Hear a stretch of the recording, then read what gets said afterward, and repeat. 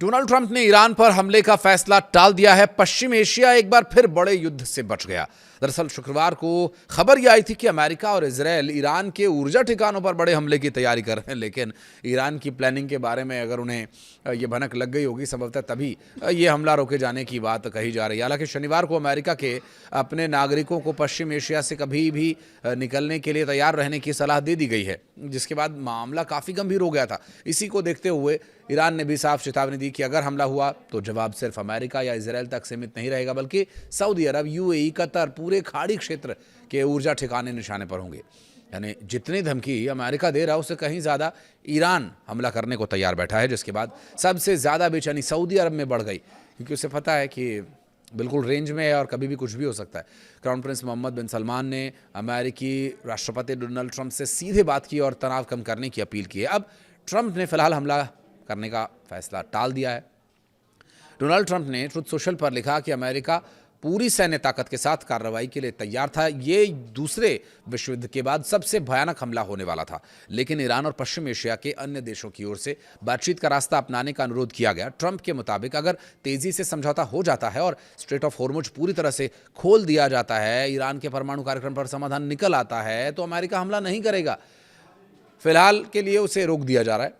उन्होंने ये भी कहा कि इजरायल भी इस फैसले के साथ है। हालांकि उनके इस फैसले के पीछे सीधे तौर पर ईरान की ओर से दी गई वो चेतावनी है, जिसमें विदेश मंत्री अब्बास अरागची ने सऊदी अरब, पाकिस्तान और तुर्की को साफ संदेश दिया था कि अगर अमेरिका या इजरायल हमला करता है या किसी क्षेत्रीय देश से उनकी मदद की गई तो जवाब तो लेना ही पड़ेगा। इसके बाद ईरान के शीर्ष सुरक्षा प्रतिष्ठान से जुड़े अधिकारी के द्वारा दावा किया गया कि अमेरिकी हमले की स्थिति में सऊदी और यूएई के तेल फार्म्स, कतर के गैस फील्ड, इजरायल के ऊर्जा ढांचों को निशाना बनाया जाएगा और यहां तक कहा गया कि सब कुछ राख हो जाएगा। और यही वो चेतावनी थी जिसने सऊदी की चिंता बढ़ाई और फिर सऊदी ने अमेरिका पर दबाव बनाया और अमेरिका फिर पीछे हट गया। एक्सियोस की रिपोर्ट के मुताबिक अमेरिकी अधिकारियों ने कहा कि सऊदी क्राउन प्रिंस मोहम्मद बिन सलमान ने डोनाल्ड ट्रंप से फ़ोन पर बात कर संभावित हमले को लेकर चिंता जताई और सैन्य कार्रवाई रोके जाने की अपील की। उन्होंने अमेरिका से प्लान की स्पष्ट जानकारी भी मांगी और सिर्फ सऊदी ही नहीं, कतर, यूएई, तुर्की, पाकिस्तान में लगातार अमेरिका और ईरान दोनों पर तनाव कम करने का दबाव बना रहे हैं। अमेरिका और इजरायल ईरान पर बड़े हमले की तैयारी में थे, लेकिन ईरान की तैयारी देखकर उन्हें पीछे हटना पड़ा, अपने कदम वापस खींचने पड़े। हालांकि ऐसा नहीं है कि उन्होंने कदम वापस खींचे तो वो हमला नहीं करेंगे, लेकिन ईरान इसके लिए भी तैयार है। अमेरिकी दूतावास ने अपने नागरिकों को पश्चिम एशिया छोड़ने के लिए तैयार रहने की सलाह दी थी। ईरान ने सऊदी, यूएई, कतर और इजरायल के ऊर्जा ठिकानों पर हमला करने की चेतावनी दे दी। अब ट्रंप इस हमले की चेतावनी के बाद सोचने पर मजबूर हुए और ट्रंप ने फिलहाल अपने कदम पीछे खींच लिए हैं। हमला टालने का ऐलान भी वो कर चुके हैं। ट्रंप ने ईरान पर हमले के फैसले को फिलहाल टाल दिया है। पश्चिम एशिया एक बार फिर बड़े युद्ध से बच गया कुछ दिन के लिए, लेकिन ये कितने घंटे, कितने दिन रहेगा, कुछ नहीं कहा जा सकता। दरअसल शुक्रवार को खबर ये आई थी कि अमेरिका और इजरायल ईरान के ऊर्जा ठिकानों पर बड़े हमले की तैयारी कर रहे हैं। शनिवार को अमेरिका ने अपने नागरिकों को पश्चिम एशिया से कभी भी निकलने के लिए तैयार रहने की सलाह दी थी कि आप हमें रेडी रहें, कभी भी आपको निकलना पड़ सकता है, जिसके बाद मामला गंभीर होता जा रहा था।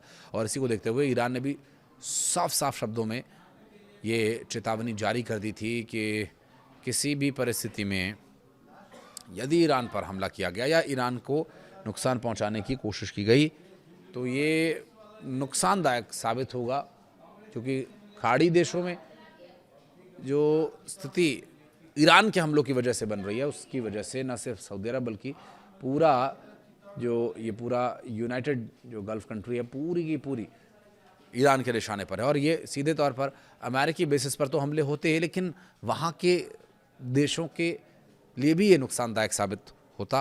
तो ऐसे में डोनाल्ड ट्रंप पर बना दबाव फिलहाल इस हमले के पीछे हटने का कारण अभी तक माना जा रहा है। और उनके द्वारा किया गया ऐलान ट्रुथ सोशल पर पोस्ट किया गया था, क्योंकि देखिए ईरान के पास मिसाइल्स की कमी नहीं है। ईरान के पास जो मिसाइलें हैं वो सुरंगों में रखी हुई वो तस्वीरें, अगर आपको याद होगा कि जिस तरह से तस्वीरें सामने आई थी मिसाइलों की, एक से एक पूरी कतार वहाँ पर, एक से बढ़कर एक मिसाइलों का पूरा भंडार वहाँ बना हुआ था, जो कि गल्फ़ कंट्रीज़ पर दागने के लिए उसमें से बहुत कम पावर वाली मिसाइलें ही बहुत बहुत ज़्यादा पावर वहाँ पर जनरेट कर देती हैं। और चूँकि दूरी बहुत ज़्यादा नहीं है तो काफ़ी रेंज में रहता है वो। और चूँकि अब तक जो बातचीत को लेकर के किसी हल की बात नहीं हो पा रही, तो वो उसकी बहुत बड़ी वजह स्ट्रेट ऑफ हॉर्मुज माना जा रहा है, क्योंकि ईरान का पूरा कब्जा भी हो स्ट्रेट ऑफ हॉर्मुज पर है। और डोनाल्ड ट्रंप चाहते हैं कि फ्री पैसेज हो या अमेरिका का उस पर कब्जा हो। और इस तरह से समझौते को लेकर भी उन्होंने कहा कि यदि स्ट्रेट ऑफ हॉर्मुज पूरी तरह से खोल दिया जाता है, ईरान परमाणु कार्यक्रम पर समाधान निकाल लेता है, तो वो हमला नहीं करेंगे, वो फिर वो इस युद्ध से बैक कर जाएंगे। लेकिन अभी जिस तरह की स्थिति बनी हुई है और जो हालात अभी दिखाई दे रहे हैं, उससे लग नहीं रहा, क्योंकि फैसले के पीछे सीधे तौर पर ईरान की ओर से दी गई धमकियां ही हैं, चेतावनी ही है, जो कि सऊदी देशों की चिंता बढ़ा रही है। और विदेश मंत्री का जो बयान सामने आया था, उसके बाद साफ है कि सब कुछ राख हो जाए, उससे अच्छा है कि कुछ दिन आप ना करें हमला। उनका जो शब्द चयन था वो ही डोनाल्ड ट्रंप को डरा देने वाला था।